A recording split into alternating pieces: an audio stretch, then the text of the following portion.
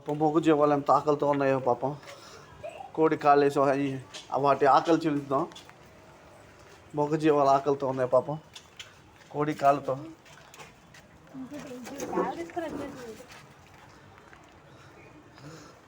ఎంత ఆకలితో ఉందో మొగ జీవాలు చూడండి పాపం. అందుకే మనం కూడా మొగ జీవాలు పెంచాలండి.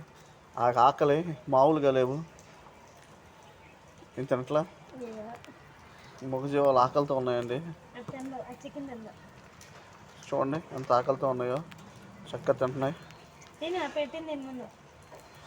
అదేంటి ఇంకేమున్నాయని చూస్తుందా? చూడండి మొగ జీవాలు పాపం.